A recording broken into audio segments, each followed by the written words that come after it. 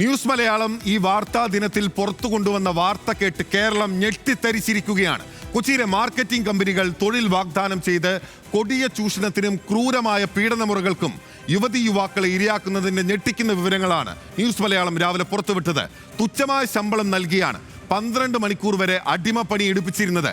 GPL, HPL എന്നീ സ്ഥാപനങ്ങളിലാണ് വൻ ചൂഷണം. ടാർഗറ്റ് പൂർത്തിയാക്കിയില്ലെങ്കിൽ പട്ടിയെ പോലെ കഴുത്തിൽ ബെൽറ്റിട്ട് വലിച്ചിഴയ്ക്കും, നിലം നക്കിപ്പിക്കും. കൊടും പീഡനത്തിന്റെ നടുക്കുന്ന ദൃശ്യങ്ങളും ന്യൂസ് മലയാളം പുറത്തുവിട്ടിരിക്കുന്നു.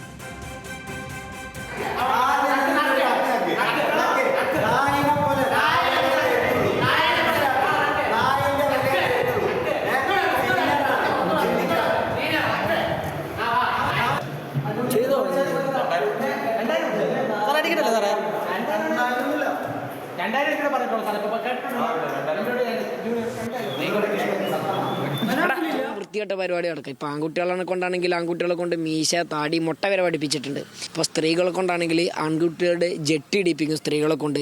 പിന്നെ നായിൻ്റെ കോളം കഴുത്തിൽ ബെൽറ്റ് ഇടിപ്പിച്ച് നടത്തിക്കും. അങ്ങനെ എത്രത്തോളം ഒരു മനുഷ്യനെ എത്രത്തോളം മാനസികമായിട്ട് തകർക്കാൻ പറ്റും അത്രയും അവിടെ ചെയ്യും.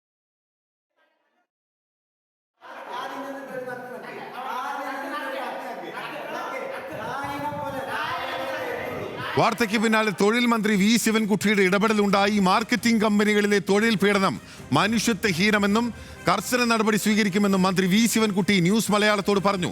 സംഭവത്തിൽ സംസ്ഥാന യുവജന കമ്മീഷൻ സ്വമേധയാ കേസെടുത്തു. അവരെ ക്രൂരമായി മർദ്ദിക്കുക, ശമ്പളം കൊടുക്കാതിരിക്കുക, ജോലി ചെയ്താലും ആബ്സെൻ്റ് രേഖപ്പെടുത്തുക, അങ്ങനെയുള്ള നിരവധി തൊഴിലാളി വിരുദ്ധ നിലപാടുകൾ സ്വീകരിക്കുകയാണ്. ഇത് കേരളം പോയിട്ട് ഇന്ത്യ രാജ്യത്തിലെ ഒരു സംസ്ഥാനത്ത് പോലും നടക്കില്ല. ഏറ്റവും കൂടുതൽ ശക്തമായ തൊഴിൽ നിയമങ്ങൾ നടപ്പിലാക്കുന്ന സംസ്ഥാനം കേരളമാണ്. കേരളത്തിൽ ഇത് ചെയ്യാമെന്ന് വെച്ചാൽ നമുക്ക് ഒരു കാരണവശാലും അംഗീകരിച്ചു കൊടുക്കുന്നതിന് വേണ്ടി കഴിയുന്ന കാര്യമല്ല. അതേസമയം കമ്പനിക്കെതിരെ പ്രതിഷേധം ശക്തമാക്കിയിരിക്കുകയാണ് യുവജന സംഘടനകൾ. കലൂരിലെ HPL ഓഫീസിലേക്ക് DYFIയും യൂത്ത് കോൺഗ്രസും പ്രതിഷേധ മാർച്ച് നടത്തി. ഓഫീസിനകത്തേക്ക് കയറിയ പ്രവർത്തകർ ഓഫീസ് പൂട്ടിച്ചു. യൂത്ത് കോൺഗ്രസ്സുകാരോട് വന്നിട്ട് ഞങ്ങൾ ഇത് സ്ഥാപനം പൂട്ടിക്കണേ.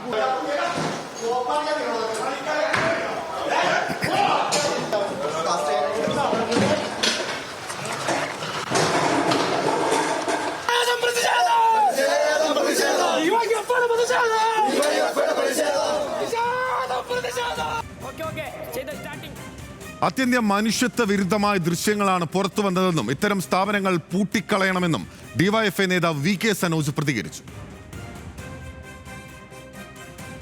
ഒരിക്കലും അംഗീകരിക്കാൻ കഴിയാത്ത തരത്തിലുള്ള പീഡനമാണ് അവിടെ അരങ്ങേറിയിട്ടുള്ളത്.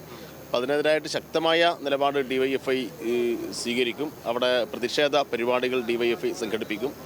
മാത്രമല്ല നമ്മുടെ കേരളത്തിൽ, പ്രത്യേകിച്ച് കേരളത്തിൻ്റെ ഒരു പൊതു മുന്നേറ്റത്തിനാകെ നാണക്കേടുണ്ടാക്കുന്ന തരത്തിലുള്ള പീഡനമാണ് ഇപ്പോൾ അവിടെ നടന്നിട്ടുള്ളത്. വളരെ ഗൗരവമായി അന്വേഷിക്കേണ്ടതുണ്ട്. അപ്പം അന്വേഷണം നടത്തി ഇങ്ങനെയെല്ലാമുള്ള കാര്യങ്ങൾ നടത്തുന്ന, ഇതിന് നേതൃത്വം കൊടുക്കുന്ന ആളുകൾക്ക് നേരെ ശക്തമായ നിയമ നടപടികൾ സ്വീകരിക്കണം എന്നും DYFI ആവശ്യപ്പെടുകയാണ്. ന്യൂസ് മലയാളം വാർത്ത ഞെട്ടിപ്പിക്കുന്നതെന്നും അടിയന്തര ഇടപെടൽ വേണമെന്നും AITUC സംസ്ഥാന പ്രസിഡന്റ് TJ ആഞ്ചലോസും പറഞ്ഞു. പല മേഖലകളിലും കടുത്ത ചൂഷണം നടക്കുന്നുണ്ട്. ടാർഗറ്റ് തീരുമാനിച്ചാൽ നിശ്ചിത സമയത്തിനുള്ളിൽ അത് പൂർത്തീകരിച്ചില്ലെങ്കിൽ വലിയ തോതിലുള്ള സാമ്പത്തിക നഷ്ടം, ഫൈനാണ് മുൻകാലങ്ങളിൽ ഉണ്ടായിരുന്നത്. ഈ ദൃശ്യങ്ങളിൽ കാണുന്നത് അതിനേക്കാൾ ക്രൂരമായ ചില പീഡന നടപടികളാണ്.